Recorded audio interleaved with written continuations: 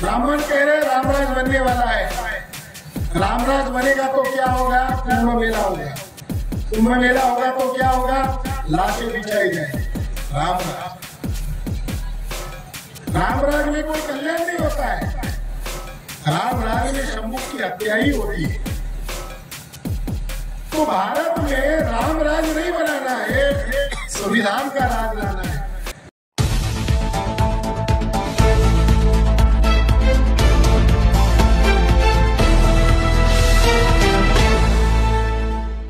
देखिए, बाबा साहब अम्बेडकर अगर जिंदा रह पाते तो क्या स्थिति होती? तो उन्होंने पूछा कि कहां से चुनाव लड़ने वाले हैं, तो उन्होंने कहा उत्तर प्रदेश के जौनपुर जिले से मैं लोकसभा के लिए खड़ा रहने वाला हूं। साथ ही उस भिक्खु ने उनको पूछा कि जैसे महाराष्ट्र में अपने लाखों लोगों को इकट्ठा करके धर्मांतर की सभा किया और अपने पुरखों का धर्म आपने आपके महाराष्ट्र के लोगों को दिया, उसी तरह उत्तर प्रदेश के लोगों को भी बौद्ध धर्म की दीक्षा आप कब दोगे? तो उन्होंने तारीख के साथ कहा 31 दिसंबर को मैं उत्तर प्रदेश के लोगों को लाखों की संख्या में जौनपुर में इकट्ठा करूंगा और वहीं पर दीक्षा समारोह का आयोजन करूंगा। ये जानकारी उत्तर प्रदेश के लोगों को इसीलिए बताना जरूरी है क्योंकि उन्हीं का कारवा, बाबा साहब का ही कारवा मान्यवर कांशीराम जी आगे चलाए। और कांशीराम जी ने यह तक नारा लगाया था कि जब बाबा साहब अम्बेडकर के धर्मांतर को 50 वर्ष पूरे होंगे तब मैं 6 करोड़ चमारों को इकट्ठा करके बौद्ध धर्म ग्रहण करूंगा। मगर दुर्भाग्यवश वो काम पूरा नहीं हुआ, वो काम अभी भी अधूरा है। तो उत्तर प्रदेश में हमें हमारे गांव देहात के युवाओं को माध्यम करके हमें भविष्य में बौद्ध धर्म अपनाना है होगा।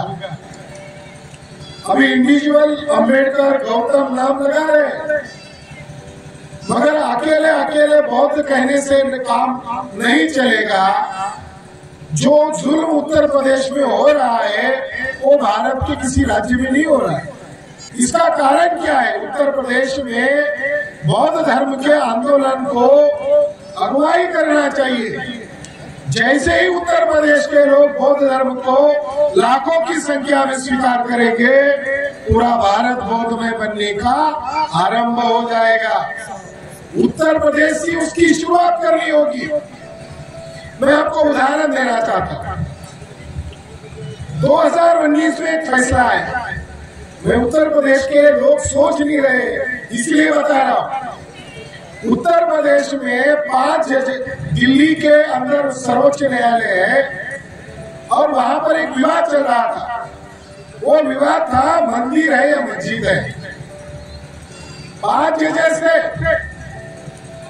वो 5 जजेस में जो सर न्यायाधीश था गोगोई, उनका आरएसएस के चीफ ने ब्लैकमेल किया, उनको डराया होगा, उनको धमकाया होगा और उन्होंने उनकी बात को मान भी लिया। तो गोगोई को ये कहा गया कि तुम हमारे समर्थन में फैसला दोगे तो तुम्हें राज्यसभा का सीट मिलेगा।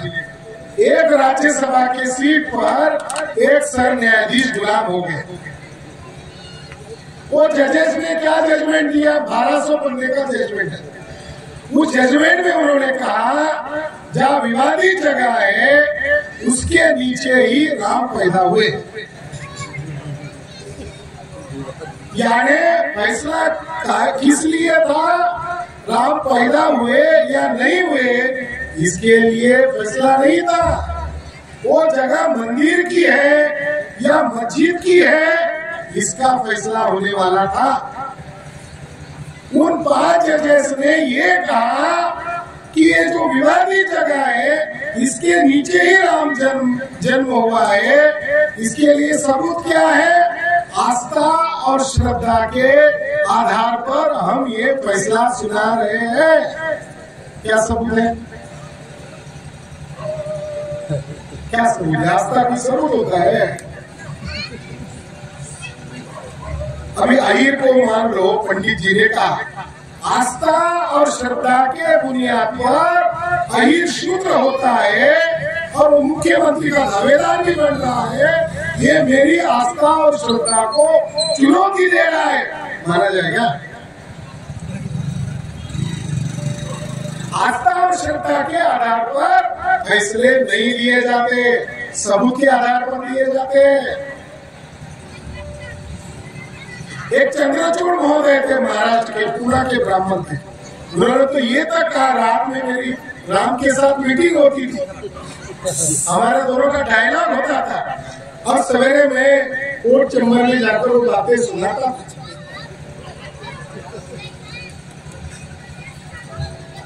देखिए, उत्तर प्रदेश के लोगों को भूला मत मानिए।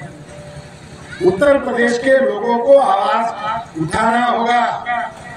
वो जो जगह है, वो जगह 2.77 एकड़ की है, यानी 3.25 एकड़ की जगह है। उतनी जगह का फैसला सुनाना था।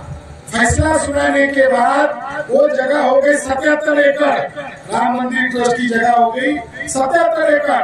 अब 2024 तक वो जगह हो गई 109 एकड़। साथियों, जहाँ पर मंदिर बन रहा है हमें कोई आपत्ति नहीं, कोर्ट का आदेश बनाओ, मगर उसके इर्द गिर्द 4 स्तर है, 4 बुद्धा के स्तूपास है, जिनको ब्राह्मणवादी लोगों ने अलग अलग नाम दिए।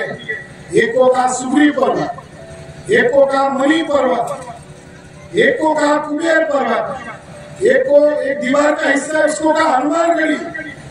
ये सारे जो जगह है, ये सम्राट अशोक के द्वारा बनाए गए विहार है, स्तूपा है। स्तूप हमारा धर्म का प्रतीक होता है। बौद्ध धर्म का प्रतीक स्तूप है, और जिसमें मणि पर्वत, वहां पर एक 5 एकड़ एरिया का एक बड़ा टीला है जिसको एक मणि पर्वत कहते हैं। उसके अंदर तथागत भगवान बुद्ध के शरीर की अस्थियां है और उसके ऊपर आज जय श्री राम वाले खंभे गाड़ दिए गए हैं। तो ये सोचने वाली बात है कि मंदिर मस्जिद का फैसले के नाम पर उत्तर प्रदेश में जो अशोक राजा ने बनाए हुए जो स्तूपास है, उसके ऊपर कब्जा करने का काम ये आरएसएस और बीजेपी के ब्राह्मण कर रहे हैं। 2019 की ही बात है, मद्रास में भी एक केस चल रहा था। मद्रास के हाईकोर्ट में एक बुद्धिस्ट पार्टी के लोग गए और वहां एक प्रसिद्ध मंदिर था, उसका नाम है मुनियप्पन स्वामी का मंदिर। उन्होंने दावा किया कि ये मुनियप्पन स्वामी का चेहरा, नाक, आंख जो है वो बुद्धा से मिलती है, इसलिए बुद्धा है। तो जज महाशय को फैसला देना था। उन्होंने कहा कि पंडित जी को बुलाओ और पंडित जी को ही कहकर पानी डालकर वो चंदन का जो लेप लगाए वो निकालो और पुरातत्व विभाग के द्वारा उसका परीक्षण कराओ और रिपोर्ट पेश करो। मद्रास प्रांत के पुरातत्व विभाग ने रिपोर्ट पेश किया और रिपोर्ट के आधार पर कहा मुनियप्पन स्वामी नहीं है, ये शाक्य मुनि बुद्धा है। ये हम फैसला सुनाते हैं, फैसला इसको कहते हैं। और हाँ, सबूत तो उत्तर प्रदेश के हर जिले में स्तूप है, विहार है, मगर हमारे लोग जातियों में बांटे गए जाने के कारण, उच्च निष्ठा को मानने के कारण आज गुलाम बनते जा रहे हैं। ब्राह्मण कह रहे रामराज बनने वाला है। रामराज बनेगा तो क्या होगा? कुंभ मेला होगा। कुंभ मेला होगा तो क्या होगा? लाशें बिछाई जाए। रामराज, रामराज में कोई कल्याण नहीं होता है। रामराज में शंभु की हत्या ही होती है। तो भारत में राम राज नहीं बनाना है, संविधान का राज लाना है। और उत्तर प्रदेश ये ब्राह्मणवाद का अड्डा बनता जा रहा है। और उत्तर प्रदेश में जैसे मान्यवर घनश्याम जी ने सोई हुई कौम को जगाया था, वैसा उत्तर प्रदेश में फिर से जगाने की जरूरत है और इसके लिए युवाओं को आगे आने की जरूरत है। अभी यहाँ से बिहार में बोध गया है, बोध गया पर जो कानून है महाबोधि टेम्पल एक्ट 1949, उसके अंदर लिखा हुआ है कि 5 हिंदू मेंबर रहेंगे, हिंदू के नाम पर 5 ब्राह्मण रहेंगे और 4 बौद्ध रहेंगे। बहुमत ब्राह्मणों का हुआ।